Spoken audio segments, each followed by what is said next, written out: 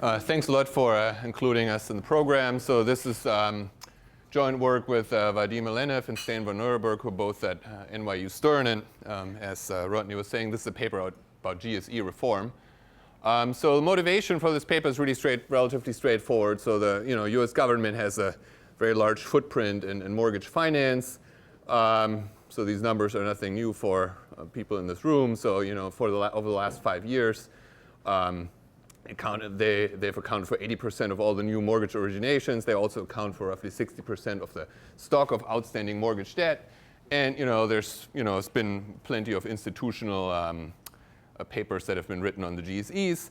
Now, what we're trying to think about in this paper is about kind of GSE reform looking forward. And when we're saying phasing out the GSEs, what we really mean is the credit guarantees provided by the GSEs. So there might be other things that the GSEs are doing, helping to facilitate basically securitization and so forth. What we're really focusing on here is basically the publicly provided guarantee for mortgage credit risk that the GSEs are selling to banks in some sense. So what was the original idea of this guarantee? So I think the original idea of having these GSEs was to basically stabilize the mortgage market. So if there's a bad kind of shock to the housing markets, right, lots of mortgages are in default, that might then lead to distress of the financial system, and it might prevent mortgage credit to keep flowing to borrowers, and it might take down the whole economy and turn a mortgage crisis into a financial crisis. But the idea is if you have these GSEs, they take on that credit risk, maybe they can kind of stabilize the financial system, right? So that's basically the potential upside of having these GSEs. The government uses its unique power to kind of tax and distribute the costs of a crisis over time and takes on these losses instead of the financial institutions. But of course, ever since the recent housing bust, there's been some doubts whether these GSEs work as intended, and so there's been some consensus building around reducing the footprint of the GSEs in some sense for these credit guarantees. One option would be just increasing G fees, maybe making G fees more contingent on the underlying mortgages, or just changing the nature of these guarantees altogether. And so what we want to do in this paper is basically we want to have a quantitative framework that allows us to analyze, first of all, what does the presence of this government-provided guarantee do in the first place? And then, how should we think about phasing it out? What would it do to the economy? So basically the questions we want to answer is, in a general equilibrium model, what does this GSE-provided mortgage default insurance at a fixed price, how does this affect mortgage and housing markets? How does it affect the financial sector? How does it affect the allocation of risk between borrowers and savers in the economy and aggregate welfare? And how does it affect the fiscal soundness of the government? So this is some real macroeconomics here, so lots of things we want to do at the same time. And so what's kind of new about this paper is that we have this focus on the interaction of the government and the banking system.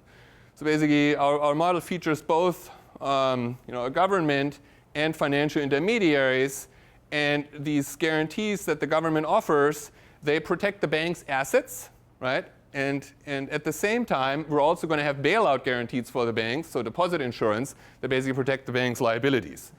And as we know already about deposit insurance, that might create moral hazard. And so here, another force that we're going to have in our model is that potentially the government offering these guarantees at a fixed price might also create moral hazard for these banks in the sense that they don't properly price the true riskiness of these mortgages anymore, right?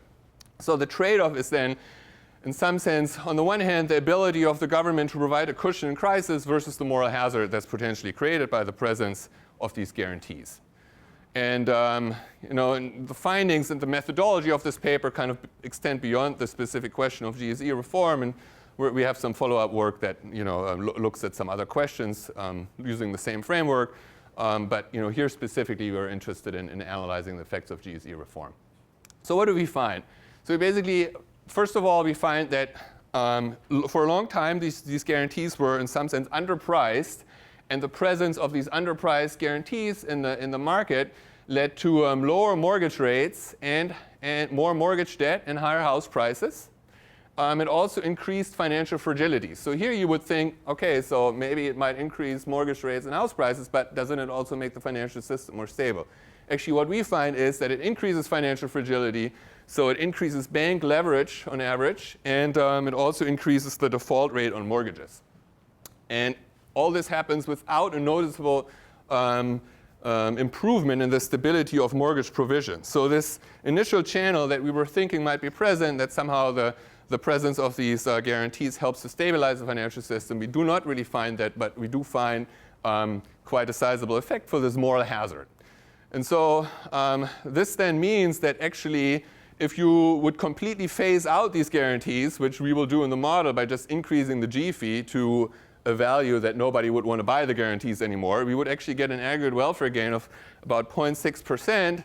Now the benefit of this welfare gain would be distributed differently among the different agents in the model. So the bankers or the intermediaries would actually get the most, and then the savers and the borrowers are roughly indifferent. And so what is really the source of the negative impact of these guarantees? Well, basically what we show is that in the presence of these guarantees, you get more risk in the financial system, you get more endogenous risk-taking of the banks, and that actually leads to a less efficient allocation of aggregate risk. It also just leads to more mortgage debt and higher loan-to-value ratios of borrowers, which then leads to more foreclosures and greater debt weight losses from foreclosures. And finally, we basically evaluate these different potential reform proposals, and we find that if we change the nature of these guarantees, instead of just guaranteeing all mortgage credit risk to providing some sort of catastrophic mortgage risk insurance that only protects loans or only protects mortgage bonds if a lot of the loans in the mortgage bond are in default, that would provide a good middle ground basically between providing stability to the financial system and also not causing too much moral hazard in the banking system. Okay, so let me give you an overview of the model that we use. So I don't have time to give you all the details. This is a relatively big kind of dynamic general equilibrium model. So there's going to be 3 types of households in the model. 1 borrower and 2 savers. The difference between borrowers and savers is that these borrowers are less patient than the savers. And so there's gains from trade intertemporally, right? These borrowers want to basically borrow from the savers.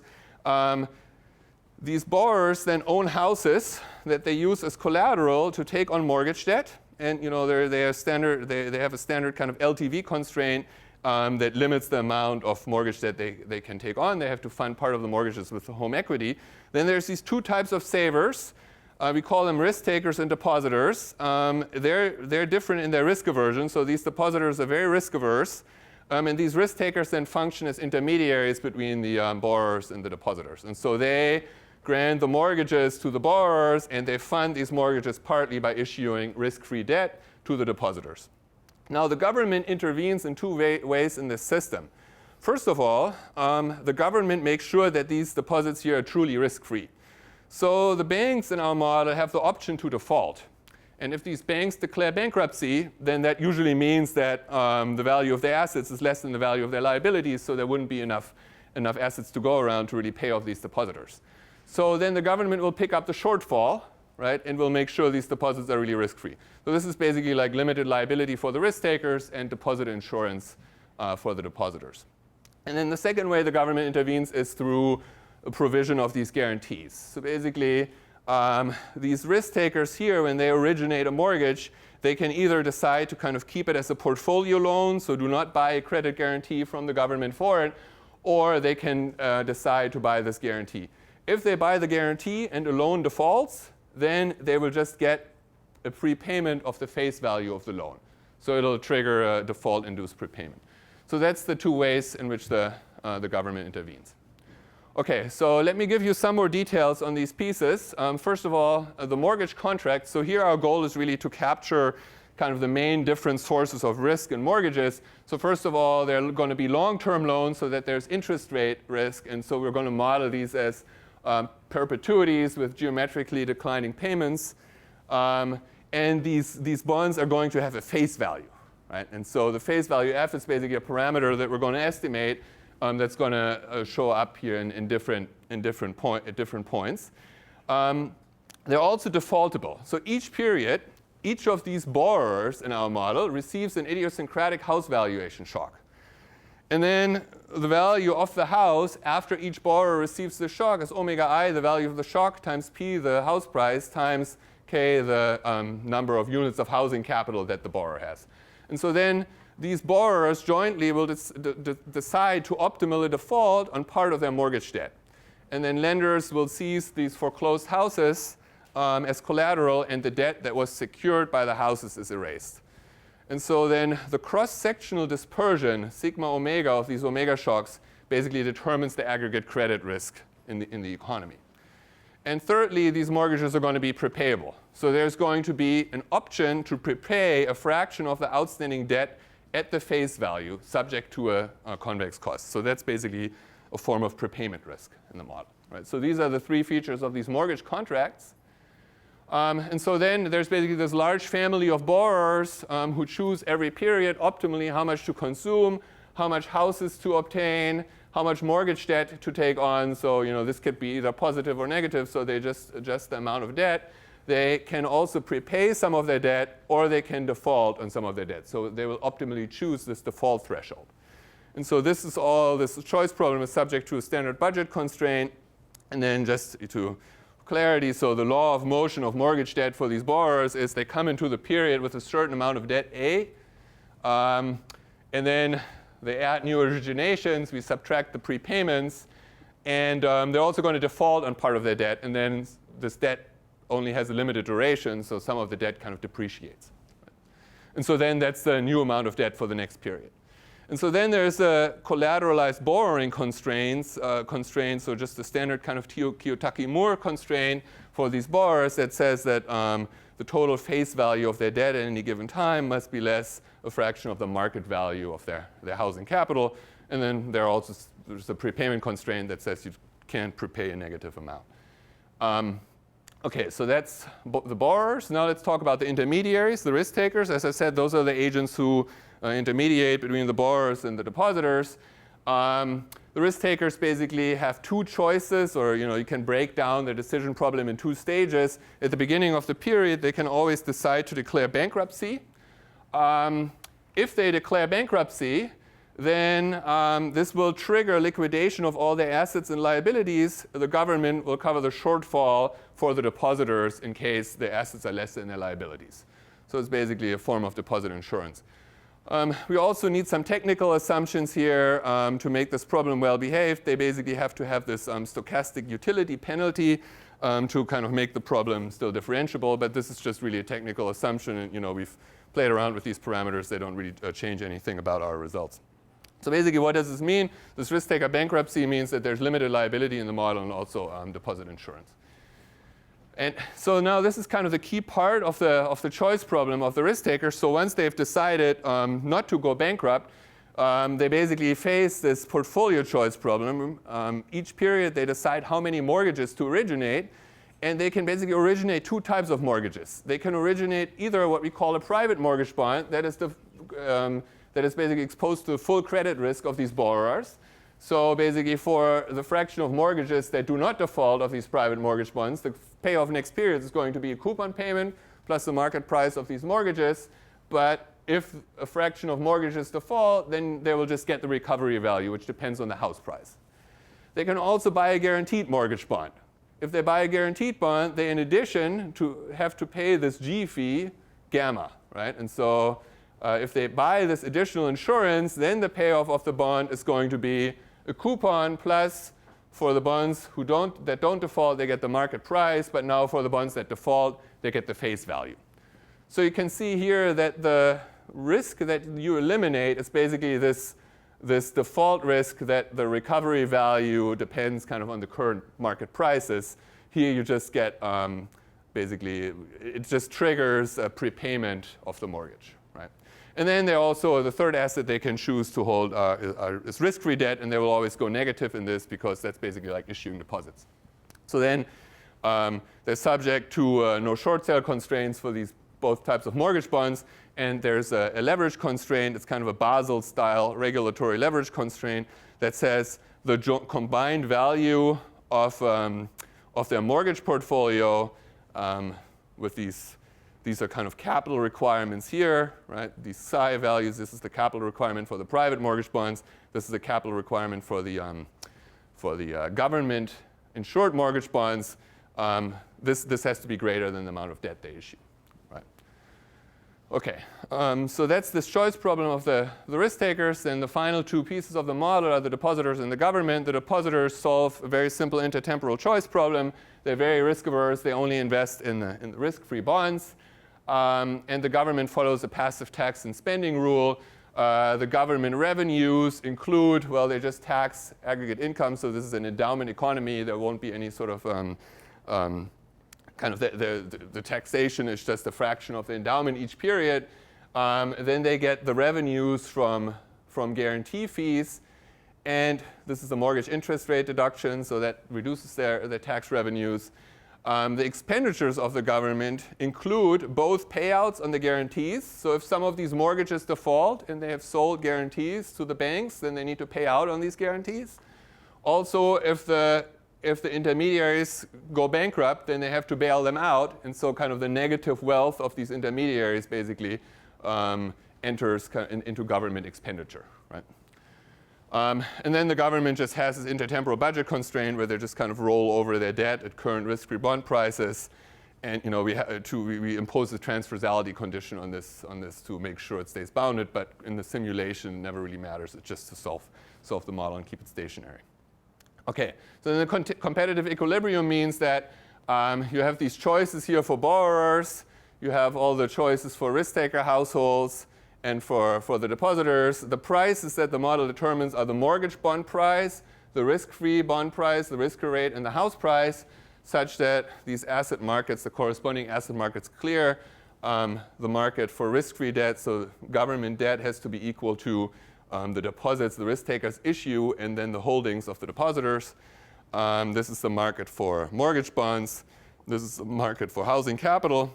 Now, this is the resource constraint of the economy. Y is the endowment every period that the economy gets, and that has to be spent on either consumption of the agents, housing maintenance, wasteful government spending, and then two other kind of costs that disappear from the economy, refinancing costs, and importantly, foreclosure losses, which are a deadweight loss to the economy. Okay, so that's the model. Now, how do we solve this? Well, this is kind of a big model to solve. It has a lot of state variables. So there's two exogenous state variables, which is just standard income growth and then these mortgage credit risks. And then since it's an incomplete markets model, the wealth distribution matters for asset prices. And so you basically have to track enough state variables to get the wealth distribution, which is the wealth of the intermediaries, the total mortgage debt, which is akin to the wealth of the borrowers, then the wealth of the depositors, and government debt. And we have to solve this model. We can't approximate this model around its steady state because there's two collateral constraints that are only occasionally binding. And also the wealth distribution between these different agents depends on differences in risk aversion and is not even pinned down in the steady state, right? And then in addition, we have these bankruptcy choices for borrowers and risk takers that would make this even more complicated. So we basically solve this in a nonlinear with a nonlinear iterative method. So calibration, I can't really spend a long time on. So this is, Matt isn't here anymore. This is one of these models with 55 parameters that he really likes. I don't know if we have 55, but I think we're getting close. But just some key parts here, right? So basically, we calibrate this mortgage bond. That's this bond with geometrically declining payments. There's basically two parameters. One is this face value, and one is delta, which is proxies for the duration. And so we calibrate those by estimating an auxiliary prepayment model, and we basically fit those parameters to the price to capture the price-interest rate relationship of an index of mortgage-backed securities. Another important piece is basically this mortgage risk. So, right, these are the standard deviations of these idiosyncratic house valuation shocks that the borrowers receive, both at normal times and then in times of mortgage crises. And also the deadweight losses from foreclosure in those periods, in mortgage crises go up, right? And so we pick those to match the average default and severity rates in mortgage crises, and we categorize periods over time as mortgage crises based on on this paper here by Jordan, Schulerick, and Taylor. We set the LTV constraint parameter of these borrowers to match their debt-to-income ratio after we've categorized households as borrowers and savers in the survey of consumer finances. We also match average conditional prepayment rates by calibrating this prepayment cost parameter. And we match financial sector leverage and the regulatory treatment of private and guaranteed bonds simply by calibrating that LTV constraint of these risk takers. Okay, so then what is the main result? Kind of what's the main exercise that we do in this paper? So we calibrate this model. We try to get all these quantities and all these prices right to really capture kind of the aggregate mortgage risk and the different aspects of aggregate mortgage risk. And then what we do is we vary the G fee in the economy. So remember, the G fee is basically this extra spread over the interest rate that banks can pay to insure mortgages against credit risk. And so this is just a parameter that's set by the government. So this doesn't, somehow the government doesn't condition this on the true riskiness of mortgages. It's just a parameter that they set. And so then basically what you can see here is what happens in this economy is that when G fees are low, then what banks are doing is they're buying this guarantee, and of course they're not pricing the true riskiness of mortgages anymore, because they just, once they've bought this guarantee, they just get prepayments of the face value. And so actually then the mortgage rate here in these economies is lower and house prices are higher, right? And you can see in the bottom row that actually the actuarially fair G fee, so kind of the true riskiness of mortgages in the economy, is higher in the economy where the government sets a low G fee, right? And that's because of this moral hazard. Banks basically stop properly pricing the true riskiness of mortgages. That's why interest rates are too low, borrowers take on too much debt, and on average they default more, and mortgages are actually riskier, right? So you kind of get this exactly kind of opposite. There's some fixed point here, and I have a graph later where the government could set a fee such that the true riskiness of mortgages is exactly equal to the G fee they set. But for some historically prevalent G fee, like 20 basis points, we see that the actuarially fair G fee would be much higher. What else happens in this economy? So let's look at the borrower side here of the economy. So the market value of the borrower's LTV is higher in economies with a low G fee because borrowers basically, or bond prices are higher, and so the market value of the LTV is higher. That means that the default rate is higher. So in equilibrium, basically, the optimal default rate of borrowers depends on this market value of LTV. It also means that the loss rate on the private mortgages is higher. Actually, a loss rate on these guaranteed mortgages is also higher. That has to do with the different prepayment behavior in this economy here. You see that these rate-induced prepayments are relatively higher here too. And since the government needs to pay out more often on the guarantees, government debt on average is also higher, right? So basically what you see is when G fees are low, then kind of the borrower side of this economy is more risky because interest rates are basically too low. What happens to the bank side of the economy? So these are the intermediaries. So here you can see that basically banks make more mortgages, right, in market value terms when G fees are low, and they choose, at low G fees, they choose to almost buy exclusively only guaranteed mortgages. And as you increase G fees, the amount of guaranteed mortgages they hold gets lower, but you would really have to increase it to a very high number for these banks to choose almost exclusively private mortgages. And the reason for this is basically that these banks are still risk averse. They're risk averse agents. And so this guarantee at 20 basis points for them is extremely underpriced, and it's very attractive for them to purchase this guarantee. And since they then buy the guarantee, they basically do not price the true risk of mortgages.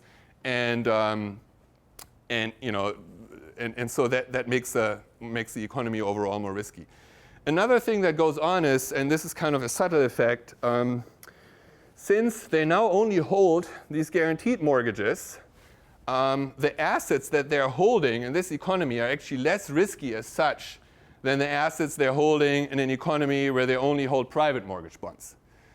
But since they're basically targeting an optimal kind of Sharpe ratio for their assets, since we're now forcing them here to hold less risky assets, they increase the riskiness of their total portfolio by increasing leverage. And so that's the way in which they endogenously respond.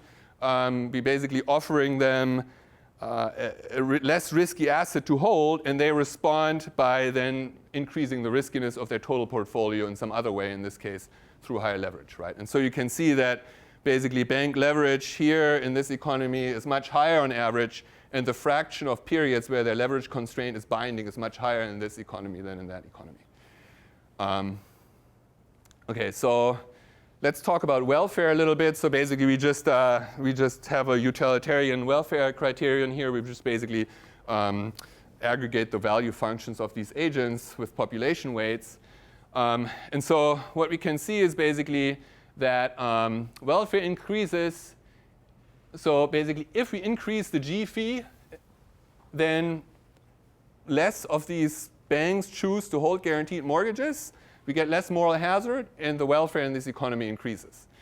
And so you can see that as we increase the G fee from the benchmark economy, we're at 20 basis points, aggregate welfare goes up, and at the point where I make the G fee so high that nobody wants to hold these guarantees anymore, welfare is the highest. And so what is the source of this? Well, it's basically, it's really a more efficient allocation of risk in the economy with a high G fee. So you can see here that the volatility of consumption of all these agents goes down quite a bit. And if you think about a comparison to a complete markets model, so in complete markets, the marginal utility ratios of all these agents would have to be constant, right? But this is an incomplete markets model. So if I look at their marginal utility ratios, when they go down, that means the risk sharing improves. So you can see that the marginal utility ratios of these agents go down as they increase the G fees, so which means the risk sharing here improves. And so what's the source of this? Well, the source of it is really that through the endogenous response, if I go back to this slide here, since the intermediaries kind of choose to hold a more risky portfolio in the economy with cheap guarantees, they actually constrain more often, and they go bankrupt slightly more often. And so basically the fact that these financial intermediaries are constrained more often impedes the risk sharing in the economy, because they're basically the ones who bear most of the aggregate risk. So if that agent is constrained more often, then the risk sharing in the economy is worse. And so that's exactly what happens as I increase the G fee. Basically, these intermediaries are constrained more often, less often, and that's where the risk sharing improves, and that's where this welfare gain comes from for the most part. You also have a lower debt weight, fewer debt weight losses from foreclosure in this economy with a high G fee, just because there's fewer foreclosures. So that's another source of welfare gains. But the baseline here isn't very high, so even this goes down by a lot percentage-wise. The kind of the welfare gain it's not very large. Okay, we can also calculate the welfare along a transition path. So far I've just shown you kind of comparative statics. We can also just simulate a transition path from one policy to another. And so what you can see is basically that the savers gain a lot, right, from this change. The borrowers, which are these agents here, initially lose because interest rates go up, but then in the long term they're roughly indifferent. And the bankers are really who gain the most because they end up earning a higher risk premium in the economy with the private mortgage bonds. So basically what this is saying is, if you wanted to implement this policy, first borrowers wouldn't like it, but in the long term there would be a welfare, they would be roughly indifferent, and in total there would be a welfare gain. This is what I was hinting at before, that there's kind of this fixed point in the G fee where the government could set a G fee such that the exogenous G fee that the government is setting actually coincides with the actuarially fair G fee, right? So this would be basically, you could just say, let's increase the G fee to a point where we have this fixed point. If we do this, we still get some welfare gain, but overall the welfare gain from phasing the guarantees out completely would be higher, because just having a blanket guarantee, even at this 100 basis point G fee, still creates some moral hazard for the banks. So then what we find is actually optimal, even better than phasing these guarantees out completely, would be to offer a different kind of guarantee, which is a catastrophic risk insurance. So here the idea would be, the private sector, these banks would bear the first 10% of the losses on these mortgage bonds, and only if they exceed 10%, the guarantees would pay out. And so what this would do is basically it would mean that most of the time this guarantee would not pay out. And so for the majority of time in the model, kind of the banks would price the mortgage risk properly. And only in very bad times would this guarantee pay out. And then you would get some benefit of stabilizing banks in bad times, but you would also get a little moral hazard in terms of mispricing the mortgage risk for most of the time. Right? And so in the paper, we basically then calculate exactly what this welfare gain is and who gains most and who gains least. And those numbers look very similar to what I've shown you before, but the overall welfare gain is basically higher. So what's the conclusion? Well, basically, I showed you that in this model of underpriced government guarantees, we have this pecuniary externality. Basically, intermediaries stop pricing credit risk and mortgages properly, and we get more debt and foreclosures and more fiscal volatility in that economy because intermediaries endogenously choose to have more leverage and borrowers endogenously choose to have more debt. The welfare would be higher in an economy without guarantees. There would be a better allocation of risk among households with these different risk preferences. Intermediaries are constrained less often and better capitalized, and that would lead to better risk sharing. And we find that this catastrophic risk insurance would basically strike a good middle ground. There would be some government safety net for these financial institutions, but not too much moral hazard. And so we plan to use this kind of general framework that we've developed for this paper to work on several other papers. We're actually working on these projects. So one would be to kind of think about shared appreciation mortgages in this framework. There's a macro paper that we've just finished the first draft of, which is just a production economy with corporations and bank defaults. So this is basically Brunnemeyer-Sanikoff in a more kind of quantitative macro framework, if you know that paper. And then we can also think about actually have combined household and firm lending in here and think about the interactions of if you have a mortgage crisis that leads to losses for banks that maybe impedes their lending also to firms, kind of what would be the macroeconomic feedback there. But that's we probably need like a more powerful computer until we can tackle that problem. So that's it. Thank you. Thank you, Tim. This was a paper that I wanted to read for a long time. It was in my list of papers to read, and this gave me the trigger to put it at the top of the pile. So I had a lot of fun reading the paper. So what does this paper do? So it's about the GSEs. We know that Fannie Mae, Freddie Mac have a large presence in the field of housing finance. I don't need to really explain it to this crowd, but they have presence in about 80% of the new mortgages in the last few years. They have been in conservatorship since 2008. They clearly have to be reformed. And this paper is basically attacking the question of how should they be reformed, what would be the outcome of some different reform proposals. So it's clearly a very important problem, and it's timely. So I appreciate all the attempts that the authors are doing. So this reform will have implications, many different implications. It's going to have implications for various reforms for the prices and quantities of mortgage credit, for the health of the financial sector, for prices and quantities of housing, for wealth and welfare of different kinds of agents, for economic growth. So any kind of reform can have many different effects on the economy.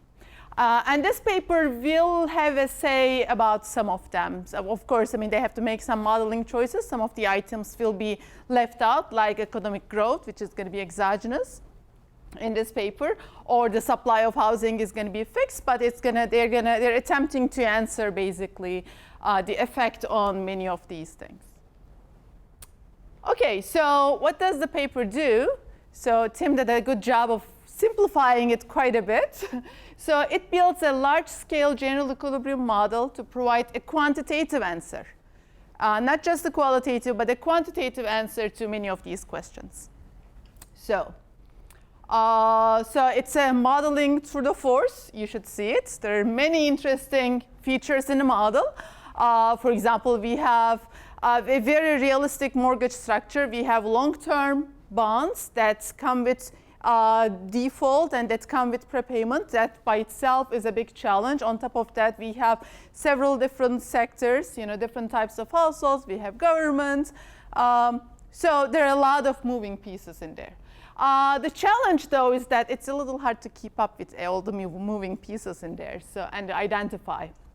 So at some point, I started preparing a notation key just to see where things were going, and I gave up. And I got lost in some of the Euler equations. But if you can go through everything, you learn quite a bit. So I feel like I learned quite a bit from the paper. OK, so there are many interesting and intuitive results. But I appreciated at the end as actually it was very clearly written about what each of these things do. So that was really good to see. And it's actually forthcoming at the Journal of Monetary Economics. So it puts me in a tricky position about what I say about the paper. So obviously, I don't expect them to make any changes in this paper. But since they have work in this area and they have ongoing work, maybe some of these comments will be useful in those continuation projects. OK, so let me sort of summarize you the model in a nutshell without any equations. So it's an endowment economy, so growth is exogenous. Also, the housing supply is exogenous. So the model is not going to say anything about those two things. Then there are 3 types of risk-averse households. And they have different roles, and they have different preference parameters in the model. So all receive endowments. So endowments are actually given. And all households consume non-housing consumption and housing consumption. Okay, the preferences are defined over both of them. So we have the borrowers, we have the savers or depositors, and we have the banks or risk takers. But they're all households. So the borrowers, they are moderately risk averse, and they're impatient. Okay, so this impatience makes them borrow. And the savers, on the other hand, these guys will be patient. So the savers will save, and the borrowers will borrow today. OK, so they're impatient. They're going to be buying and pricing the housing using long-term mortgages. Now, everyone consumes housing, but actually the guys who price the housing will be these guys. So it's a little tricky there about what they do. So they solve the consumption problem, but at the end of the day, the housing supply is fixed. So the price that comes at the end of it will, if I didn't get this wrong, is basically the price that equates their demand equals to the supply that's given to them. OK, so then the other guys really will not have a direct impact on the housing or on the price of housing. Then we have depositors or savers. These are very risk-averse guys. So they want to end their patience. So basically, they want to have precautionary savings. OK, so these guys will save. So they're going to be holding and pricing the risk-free asset, which is going to be the government debt plus the government-insured bank deposits. All deposits are insured by the banks. And they passively hold houses, but they don't price them. Then we have the banks or risk takers. These are somewhat risk-averse. Not really. I mean, they have very low risk aversion compared to others. And they're patient. They're going to end up holding the mortgage portfolios. Some of these portfolios will be insured by the government. They're going to borrow from the depositors. And again, they're going to be passively holding houses. Okay? So mortgages are long-term, defaultable, prepayable. And we have a government sector. The government is collecting taxes, which is exogenous. They sell mortgage guarantees. They insure bank deposits. In other words, they bail out the banks. And they balance their budget by issuing the risk-free debt. OK, so this is what everyone is doing. So what's the experiment? So they solve this model. And the experiment they run is the government sets the fee for this mortgage insurance. Okay? And they underprice this fee. So they set it too low, 20 basis points, which is what the number was actually. This number is calibrated to what it was in the data. So it's initially about 20 basis points. Then we saw that during the crisis, so this went up to around 50, 55 basis points. And now so what they do is they start the economy with this, and then they run the economy for different levels of fees. And then they look at what happens if the fee is priced higher or lower. And they compare household welfare. Remember, we have 3 types of households, so we're going to be looking at welfare of all and then aggregation of those, and many other outcomes. What are the outcomes? Interest rates, both for mortgages and for the risk-free rates, house prices, bank leverage, mortgage defaults, bank bailouts, welfare, wealth of different households. Okay. And what they find, let me sort of reiterate it one last time. So in the low G economy, banks buy cheap insurance. This insurance is underpriced, so the banks have the incentive to buy them. So this is actually sort of relaxes their capital constraints, so then they can lever up even more.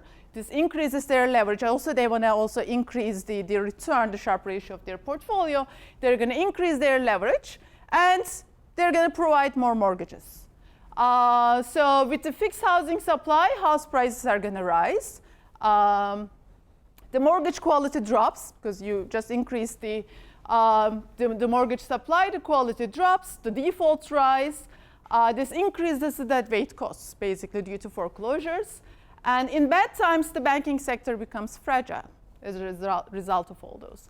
Bank bailouts rise, fiscal uncertainty. There is now fiscal uncertainty because the government has to bail out these banks and also has to pay for has to account for the insured mortgages. This leads to more volatile government debt, and it leads to more precautionary savings by the savers. But it lowers, it leads to lower but more volatile risk-free rates. Okay, so, and what happens in the higher G economy, there are various levels, but in a nutshell, banks are going to now, if this insurance becomes more costly, so then the banks will buy less of it. If it becomes prohibitively expensive, then maybe they're not going to buy any. Okay, so the banks are going to shift their portfolio towards the private bonds instead of the government insured ones. That's going to lead to lower leverage because now their capital requirements are higher. It's going to lead to lower leverage. They're going to give out fewer mortgages. Fewer mortgages, that's going to lead to higher rates. The mortgage quality overall rises. That leads to fewer defaults, fewer bank failures, and it reduces the debt weight costs. And it lowers the precautionary savings by savers, and it leads to higher risk-free rates. So in a nutshell, all of these things happen. Okay, so what's the welfare impact of all of those things? Now, the welfare impact is heterogeneous. We have different groups. So the impact is not the same for all the groups. Savers and banks will have higher wealth as a result of this, and they're going to have a higher welfare with the higher Gs. For the borrowers, actually, it's pretty much flat. They don't have too much of a welfare. Not in the transition. In the transition, there are some interesting dynamics happening, but if you just compare 2 steady states, the borrowers have flat welfare, but the inequality now rises because you now have one group that's not impacted much, and then other group that's impacted better, so basically the inequality in the economy overall rises. But in aggregate, there's a big positive effect, about 0.63% consumption equivalent variation, which is a big number. So this is actually a pretty big number when you consider this literature. Okay. So what's my take? So let me say up front, I really appreciate these kind of models. I try to write some myself. I know what's in the background. This is a lot of challenge. So this is not low-hanging fruit there. so I appreciate. But again, it's I have to play the devil's advocate and say a few things. So the model features aggregate fluctuations, which is a big plus over most of the literature. In the literature, they try to stay away from aggregate fluctuations. It's now having aggregate fluctuations is going to allow interaction between the business cycles, mortgage crises. So it gives us an opportunity to study the more recent episodes and so on, the catastrophe states and so on. So that's a big plus. Then we have borrowers. So we have this borrower class, but all borrowers are the same. So all borrowers are homogeneous, and there is no home ownership decision. So all homeowners here are, all borrowers here are homeowners. So we know that if you look at the economy, about 30% of households are renters. So right now we compute one welfare effect for all the households, but if we think about possibility of having some renters, the welfare effect can be quite different for renters and for homeowners. The guarantees could affect the price-to-rent ratio. Some other work actually shows that it does affect the price-to-rent ratio. If prices go down, price-to-rent ratio will go down. That actually can have different implications. In some models, actually, that's a good thing. If price-to-rent ratio goes down, then more people can buy houses. So that's going to improve welfare.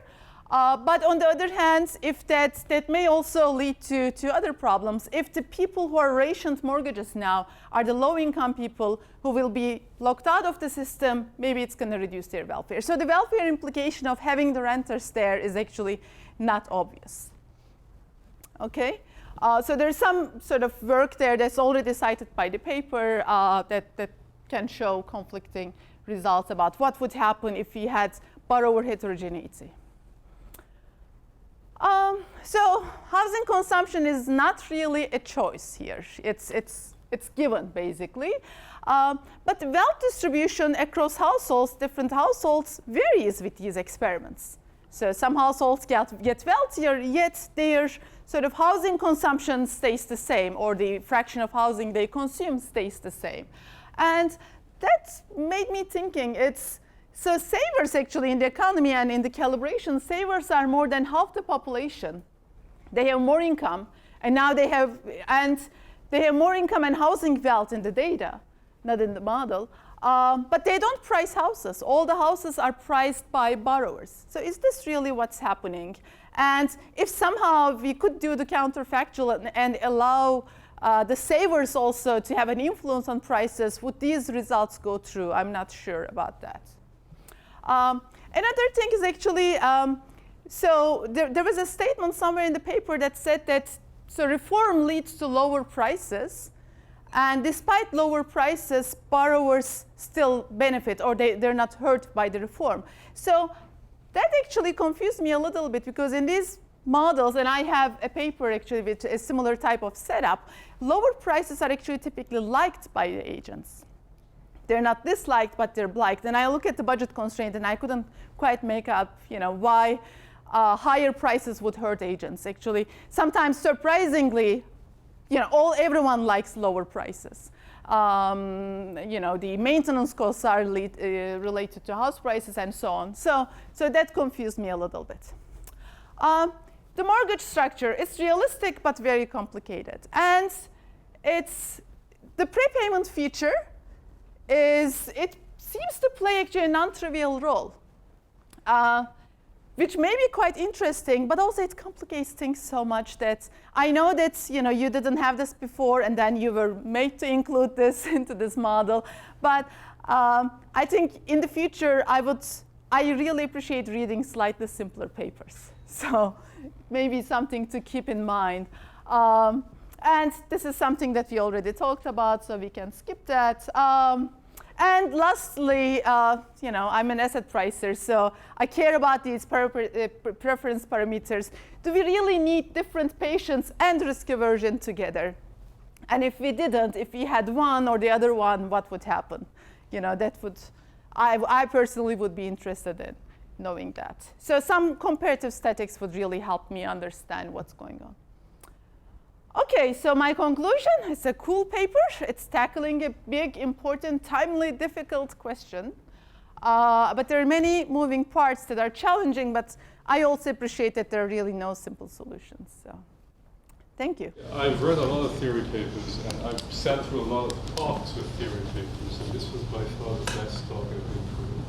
You handled a difficult paper in a very nice way. I have tons of questions as well, but I'm going to open the floor if there are some questions. There's 5 people that are still here. So I have one, and I know folks are tired, so I'll just give you the chance to comment. But the question I have in addition to the comments here is, with the crisis, Fannie and Freddie, we don't normally think of them as culpable. You know, that a lot of the problems started in the private sector first, and then it spread to Fannie and Freddie. So I wasn't quite clear how that would map into the paper. In fact, they've been around since the 50s, if not earlier. Well, they began in the 60s, and we've had the first crisis that you say is in this space. And the Taylor papers that you cite on the parameters, they're coming from international measures. So I'm not sure you can take that to the US context as easily. So I have more, but I'm going to stop and give you a chance to comment. I know it's late. Yeah, if anybody. Well, I can start answering that question first then. Yeah, so we don't really think of our paper as a paper of like the recent boom bust. I mean, the crises that we actually calibrate in the paper that are these relatively rarely occurring kind of boom busts in housing markets, they're not as severe as the recent crisis that we saw. We think of it more as like an additional source of risk that's specific to housing markets that's somehow not modeled in the rest of the paper, that basically makes these, in some sense what we need is we need mortgages to have the right amount of credit risk, right? So we pick the riskiness of these parameters to get, on average, these, I don't know, 1 and something % default rates and kind of 50 basis point loss rates on average that you see on like residential conforming mortgages. So they're not very severe crises. And then what the GSEs do is just they kind of like amplify the effects of these crises, but it's not a paper about the recent boom bust cycle. And then, so the comments that Selale made, those are all good. I would agree that like, from the modeling perspective, one of the weaknesses of the paper is how we currently restrict kind of the trading of the housing asset between these different agents. We started out with a setup where housing could be traded amongst them. The problem is then if you don't have any sort of adjustment costs, you get very large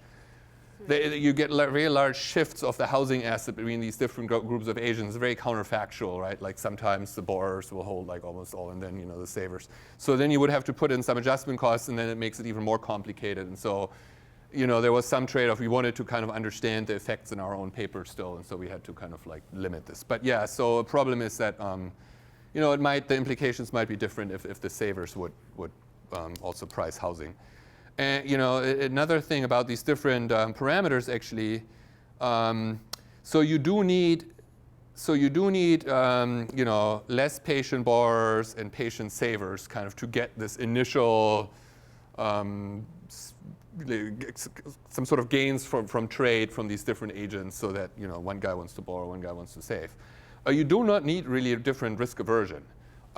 What we actually do, though, is the trade between the depositors and these intermediaries, that only happens because of different risk aversion. So there's no difference in patience. So you can get leverage between those two agents because of different risk aversion. But for the kind of trade between savers and borrowers to begin with, you need patience. So we haven't found like a good way to only use one variation or the other.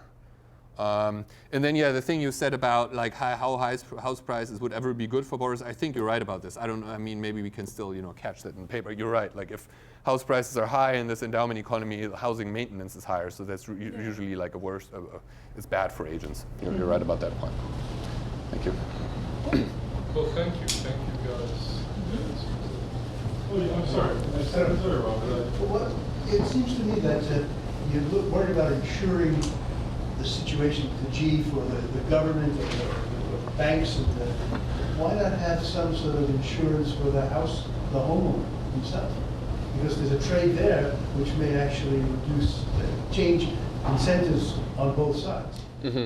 Yeah, no, you're exactly right. So that's what I said, and we're actually started working on a project where, we were looking at how kind of the mortgage contract between the banks and the borrowers could somehow be modified to just create less incentives for default in the first place. Even without that, you have just an outside contract for your equity. Right. I mean, the question is to which. Yes. So something like that is 70. I think the way we're looking at this is we really want to kind of analyze the effect of these specific guarantees to the financial intermediaries, but we also say in the paper that if your goal is in general to subsidize housing, say, right, then there would be a lot better ways to do this probably, other than in this very indirect way that then affects the banking system, et cetera. So did you guys have a question? Yeah, I had a I'll make it quick. This is probably just my confusion because I haven't gone through all the equations. But it seemed to me that the primary mechanism through which they were amplifying everything was that the banks would take on more leverage in response to having these safer mortgages. That's correct. Couldn't you just fix all that by raising capital requirements? We do, yes, we do. So you mean making capital requirements tighter? Yeah, tighter, yeah. Yes, we do that in the paper. What you get is, so you would fix kind of the fragility of the banks with that, but you would not get rid of the moral hazard. So you wouldn't get rid of the mispricing of mortgages. Okay. So it improves the risk sharing in the economy, and it's the partial welfare gain, but it doesn't get you all the way there. But yeah, we have those experiments in the paper.